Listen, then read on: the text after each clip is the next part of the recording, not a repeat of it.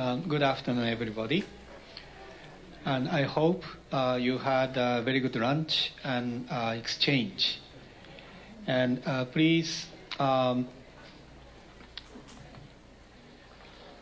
concentrate on the next series of sessions. First, I would like to invite the satellite venue in Manila via internet TV, which is called IPTV. And IPTV is one of the international standard for internet television broadcasting. And we have wonderful support from the University of Keio, NTT, and Oki electronic company for this make happen. And from the Philippines, we have tremendous work done by the University of Ateneo de Manila in the Philippines. And there is some challenges. Sometimes we have some delay because of the high definition TV. That's a price we need to pay right now. Just wait, say 15 seconds patiently. But with that, we have a very good high definition quality of visual expression, and that will give us a better opportunity to have text and also sign language interpretation over the network. All right. So I'd like to introduce panelists, 3 panelists for this case study.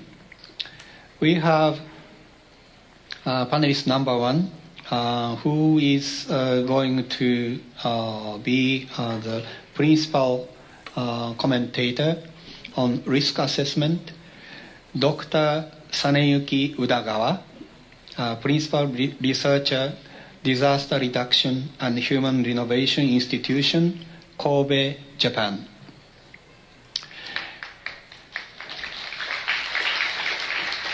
The second panelist, who is going to make a comment in principle on preparedness, Mr. Sunya Ratulebu, Principal Disaster Management Officer, National Disaster Management Office, Government of Fiji.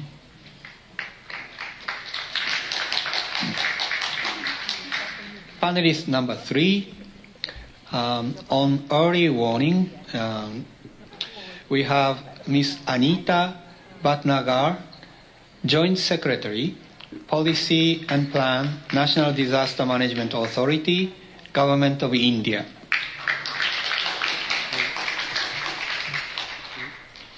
And we have a first session on risk assessment. And after some interpreters break, we are going to have the second panel discussion on preparedness, and then coffee break. And after that, we will have the third panel discussion on early warning. And each session, you have an opportunity of open discussion. So now I would like to invite our colleagues in Manila, and floor is yours. Please proceed, colleagues in Manila. Good afternoon. This is the Manila group, and we will be giving a short presentation on our experiences from Haiyan and other post-disaster experiences. Good afternoon. This is Nathaniel Mediatheque welcoming you. And just to introduce our panelists who contributed to the presentation and who are available for answering queries during the open Q&A. From the right, Mr. Lauro Purcell, the lead convener for Philippine Councils with Disabilities, and Dr. Penny Bondok, representing the Physicians for Peace, Ms. Angelita Nicolas from the ICT Office, Department of Science and Technology, Ms. Flerida Lebanon from our National Council of Disability Affairs, Randy Calcena also from the National Council for Disability Affairs, and our chief from the Chief Reference Division of the National Library of the Philippines, Ms. Dolores Karungi.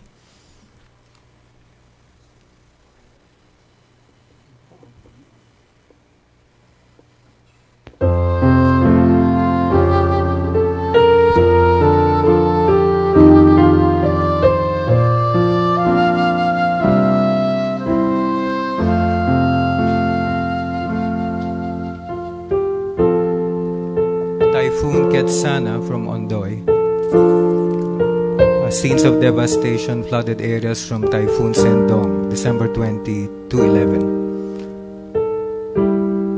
Ravaging waters through urban and rural landscapes, Typhoon Sendong.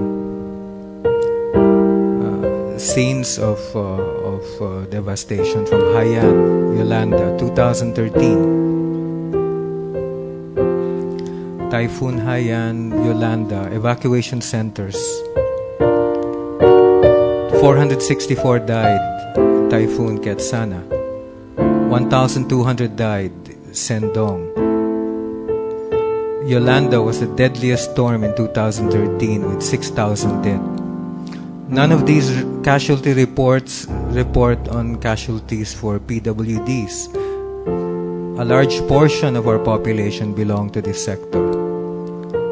Our brethren are the most vulnerable to these disaster events, and the Philippines is third most at risk from the Global Risk Index. And the Philippines have very detailed structures and legislation, Magna Carta for disabled persons, Republic Act 101-21, the DRRM Act, manages our framework for planning and protecting ourselves from disasters. But the PWD community is not fully integrated in this planning. Hopefully, though, signs of hope, the sector is increasing participations in an inclusive community and are active in livelihood and sustainable projects. There is inclusive development programs for PWDs in local government units. To strengthen these inclusive communities, the PWD sector must be included in plans for DRRM. Immediately after the Hainan event, the National Council on Disability Affairs conducted an immediate assessment on the situation of persons with disabilities in the affected areas. We wanted to determine what immediate support services the persons with disabilities in the affected areas need, such as prostheses, wheelchairs, braces, canes, and other assistive devices, including medicines for persons with seizure problems. The assessment was also conducted to know whether the local disaster plans considered the needs of persons with disabilities. As a result, we came up with a National Summit on Disability Inclusive Disaster Risk Reduction Management last March 2014. We will be sharing the results of this summit to the wider community, especially the local government units. The National Council on Disability Affairs conducted a 3-day summit on Disability Inclusive Disaster Risk Reduction and Management on March 18 to 20, 2014 in Manila with funding support from the World Health Organization. in collaboration with and participation of various government agencies, non-government organizations, and persons with disabilities who experience the situation of disaster. The summit served as a venue to discuss and gather information and experiences from the field by persons with disabilities and key PRRM actors. Presentations on disaster risk reduction and management concepts, as well as services and activities of various government agencies, were delivered to stimulate discussion on disability-inclusive PRRM. The thoughts and experiences of participants were elicited through open forum discussions and workshops conducted through the 3-day activity. The recommendations during the National Summit are the following. Disaggregated data collection on persons with disabilities before, during, and post-disaster situations should be part of the protocol for efficient and appropriate disaster response and rehabilitation. Capacity building for all stakeholders, particularly for persons with disabilities, their families, state and non-state actors for disability-inclusive disaster preparation, response, relief operations, and management of evacuation centers. Policy recommendation mandating the representation of persons with disabilities in every level of BRRM, policy, and program formulation body. Strengthen education campaigns directed to persons with disabilities, including information materials in accessible format and community orientation on early warning system. Haro Municipal Library devastated after Haiyan. Gian Campus Library rubble after Haiyan. Using Plex Talk recorders, experiences of Haiyan survivors can be archived in inclusive format. Greetings from the National Library of the Philippines. On behalf of our Director, Attorney Antonia M. Santos, I would like to say that Inclusive Digital Library Network is part of National Library of the Philippines plans and programs. And for this year, portion of our budget allocation is the establishment of the same, where our existing Library for the Blind section services will be integrated and to eventually rename it as Differently Abled Person section. And we will be cascading this to our affiliated public libraries throughout the country. And Eastern Visayas region, which was very much affected by Typhoon Haiyan, where 6,300 people died, 28,689 injured, and 1,061 were still missing, will be on top of the priorities. The figure I stated was taken from the National Disaster Risk Reduction Management Council of the Philippines, updated as of April 14, 2014. Typhoon Haiyan was really a very dreadful event that left 89,598,068,634 worth of damage in the sectors of infrastructure, productive, social, and cross-sectoral per NDRM series. Inclusive Digital Library Network of the National Library of the Philippines will be spearheaded with a Communication for Development program, which aims to provide and improve access to information, especially of our persons with disabilities. That is why it is very important to archive stories of experiences from the Typhoon Yolanda, because it is part of our history, and history will always be a very important factor in formulating policies. Lessons learned from these stories will serve as basis in designing strategies for disaster risk reduction. Our public libraries can also help to restore and expand opportunities by serving as training centers in providing basic knowledge and technical skills for our persons with disabilities. These plans and programs will also be achievable if we will strengthen key institutions to coordinate, formulate, and manage disasters. And as a librarian, I know we can do more than expected. We are not only keepers of information, but also providers and disseminators too. I believe that if you have enough information, you can survive whatever disasters that may come your way.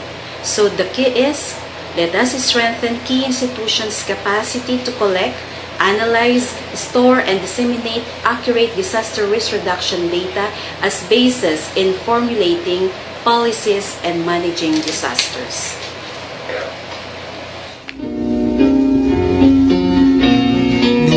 centers for the blind are being built after destruction by Typhoon Haiyan by CBM and RBI.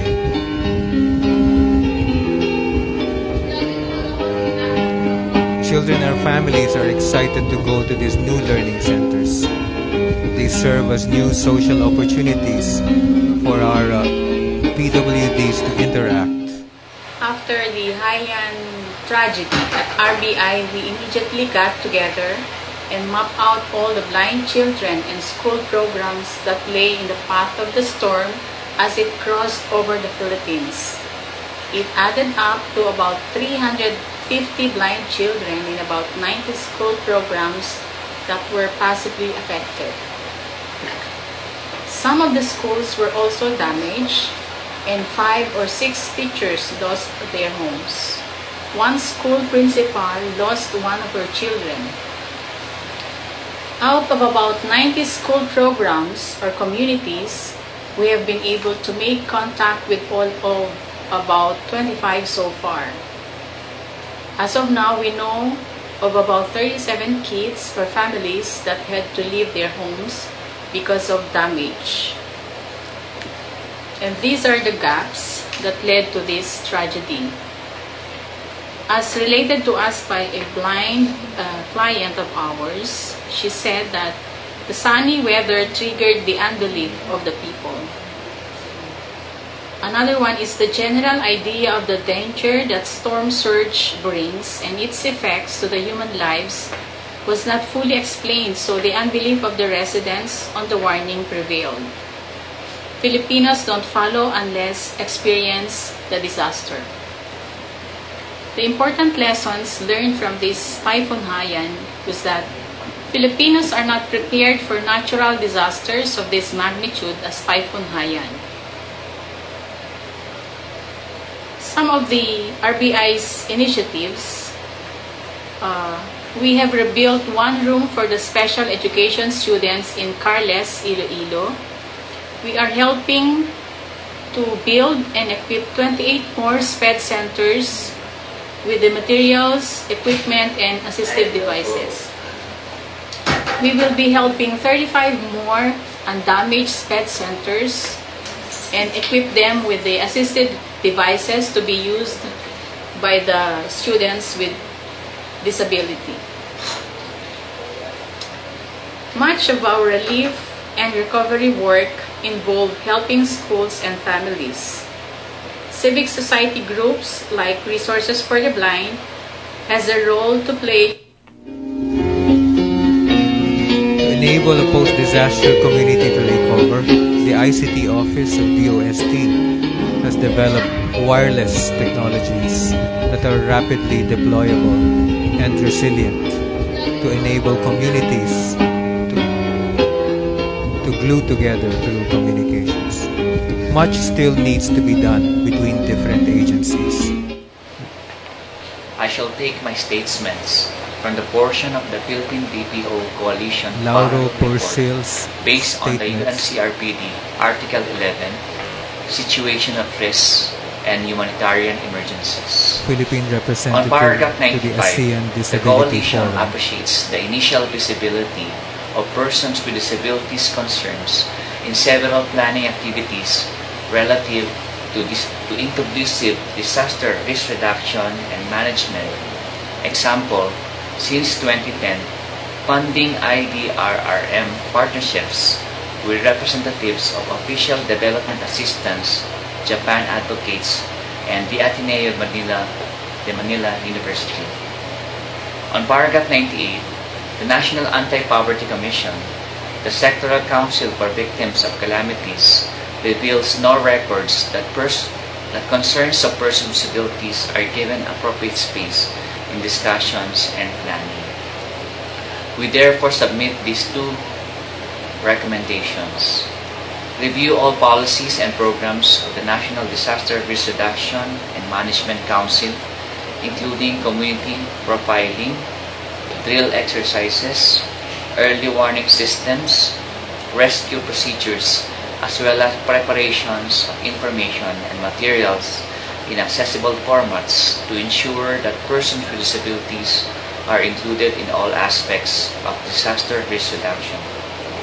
Include active participation of persons with disabilities in all planning and discussions of the Office of the Presidential Advisor to the Peace Process, National Disaster Risk Reduction and Management Council, and other relevant government and non-government organizations, considering the accessibility needs of persons with disabilities.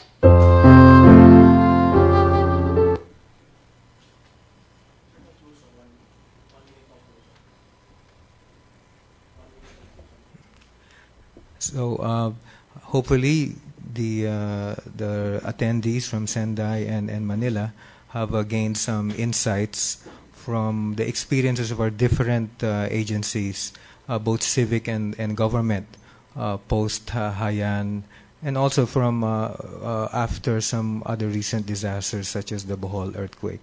And our conclusion is that we have yet to form many more bridges, but initiatives have already been started, and that our structures for disaster risk management and recovery are in place. And what we need to do as civil society is to work closely with government to implement these excellent laws and structures.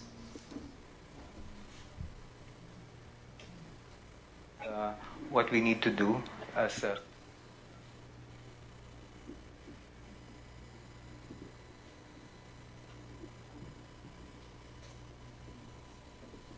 Thank you very much. Good afternoon.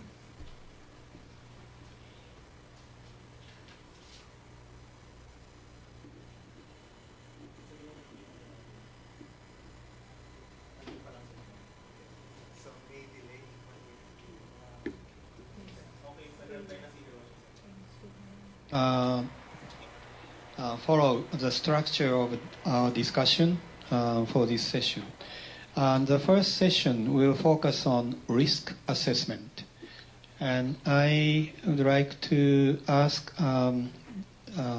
Udagawa to give us comments on what will work for the disability inclusiveness, on particular for risk assessment.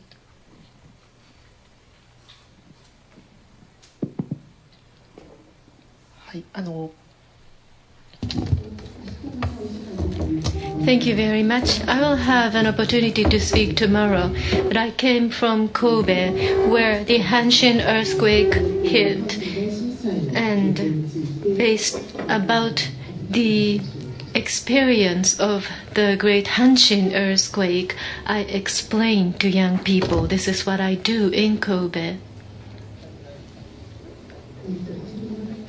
First of all, I would like to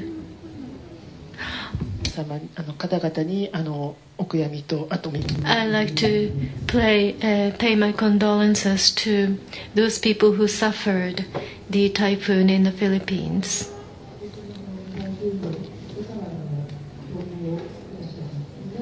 And I thank you very much for sharing your experiences with us.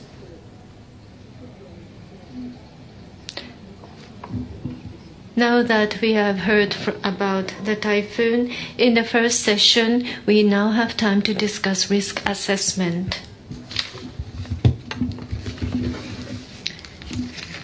Today, I'd like to have a discussion session. Therefore, in the beginning, I'd like to clarify some issues surrounding risk assessment.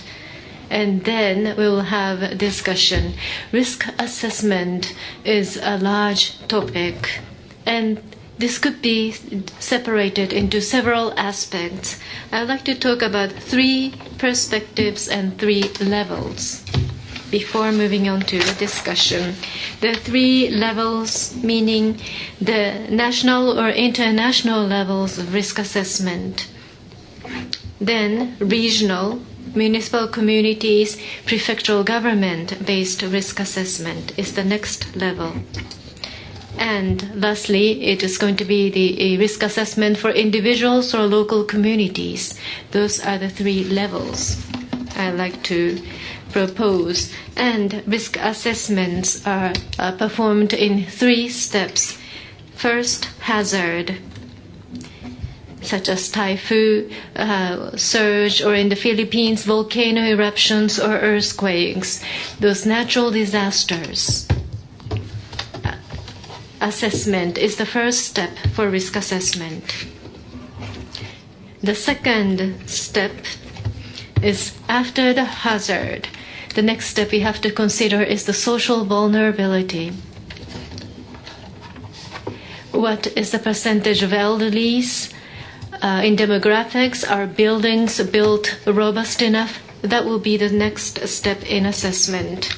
The third risk assessment step would be to assess capabilities to deal with those disasters. The state government, regulatory authorities, or communities, how resilient are they? What capabilities do they have to deal with the impact? That's the element of risk to be assessed. And this could be done on the national level, regional level, or the community level. Hazard, social vulnerability, and resilience. Those are the elements that is to be discussed. I think we can classify the issue into these categories. The topic of this meeting is the risk assessment including persons with disabilities. Let me talk about it now. Concerning the risk assessments of hazard would be mainly done on